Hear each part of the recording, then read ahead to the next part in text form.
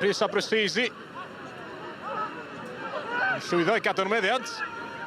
Kyle McCarthy, croesiad dwfn di hwnna. Teg at Lee Jenkins yn y canol. Ben Fawcett yn tara'r postyn. A Pen-y-bont rhywsut yn clirio. Dyna chi gyfle yma i Hwlffordd. Peniad nôl mewn gan Lee Jenkins. Ben Fawcett yn gwiro honna teg at y gornel isa. Tafled hir i Hwlffordd. Lee Jenkins mewn i'r canol. Ben Amon yn troi'n dda. Acrobataidd gan Amon. Ac mi oedd yn rhaid i Adam Prisbeck arbed.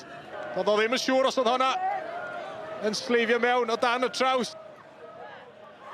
Kane Owen. Chris Venables yn trio'r sotliad yna, ond yn ildio'r meddiant. Greg Walters yn clirio. Ben Amon ydy'r unig un fyny'r cae, ond mae Ben Amon wedi cyrraedd y bel gynta. Mewn i'r cwrt cosbi o ongl dyn. Adam Prisbeck yn arbed. A Joe Woodywest yn clirio. Ben Amon yn gorfod mynd i hun o fanna. Doedd ganddo fo ddim cefnogaeth ar ongl yn ei drechu fan o diwedd. Honna wedi darllen. Un Watts ar peniad mlaen. Odi hon di disgyn i Chris Venables yn y cwrt cosbi. Venables yn cael ei ergyd o. Ond Zach Jones wedi darllen hi. Rhaid canmol. Chris Venables yn fanna, manteisio ar y bel lac yn y cwrt cosbi ac yn creu'r lle i'w hun. Ond Zach Jones wedi dyfalu lle oedd honna'n mynd. Un Owen a Ben Morgan dros y cicrydd. Ben Morgan sy'n mynd amdani. Nôl yn rhy bell. Un nath o ofyn i Zach Jones yn y gôl fynd amdani. A Pritchard rwan yn gadael. Johan Phillips mlaen yn ei lefo. Ond 16 oed ydi Johan Phillips.